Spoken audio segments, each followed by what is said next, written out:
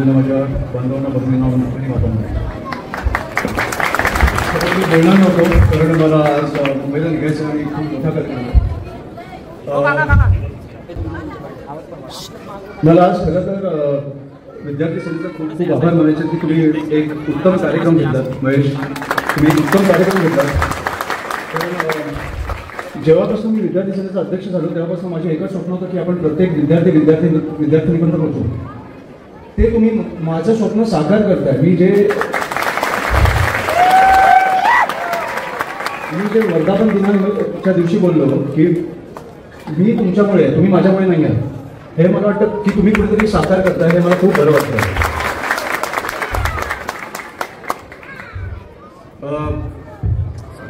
विद्यार्थ्यांशी आणि विद्यार्थ्यांशी बोलायला मी अजून मला वाटतं ते खूप लहान आहेत, पण मला वाटतं आज पालकांशी बोलायला आलो आहे. कारण जे माझं स्वप्न होतं आणि जे तुमचं पण स्वप्न आहे की कुठेतरी मुलगा किंवा मुलगी शाळेत गेल्यावर ते कुठेतरी सुरक्षित असावे, त्यांच्या आयुष्यात काही अडचणी नसाव्या, किंवा कुठेतरी महाविद्यालयात गेल्यावर ते सुरक्षित असावे. काहीही अडचण असेल तर कोणीतरी सोडवली पाहिजे. काही गोष्टी आमच्यापर्यंत पोहोचू नाही शकल्या तर कोणीतरी पोहोचलं पाहिजे, तर आम्ही आहोत. हेच सांगायला मी तुम्हाला आज आलोय.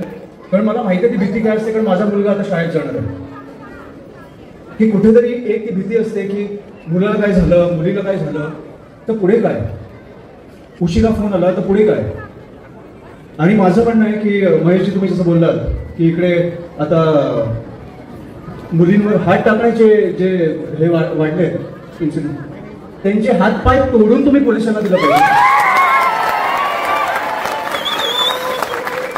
आपण जे छत्रपती शिवाजी महाराजांच्या आपण राज्यात राहतो त्या मुलांचे हातपाय तोडून आपण पोलिसांकडे दिले पाहिजे.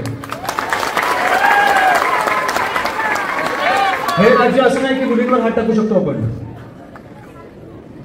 त्याच्यामुळे ही गोष्ट तुम्ही लक्षात ठेवा की तुम्ही शाळेत जर पाठवत असाल, महाविद्यालयात पाठवत असाल, आपली सत्ता नसेल तरी राजसाहेब सत्तेत आहेत. ही गोष्ट तुम्ही विसरू नका. आणि कधीही आम्ही तुमच्या संपर्कात असू, मी तुम्हाला वचन देतो आणि थांबवतो. कारण मला पुढे मुंबईला निघायचं आहे. पण मी खरंच पालकांशी बोलायला आलो आज की तुम्ही शाळेत पाठवायला किंवा महाविद्यालयात पाठवायला मुला मुलींना घाबरू नका, आम्ही आहोत. एवढंच मी तुम्हाला एक वचन द्यायला आलो आणि थांबतो. जय हिंद, जय महाराष्ट्र. तर आमचा व्हिडिओ आवडल्यास लाईक, शेअर आणि सबस्क्राईब नक्की करा. धन्यवाद.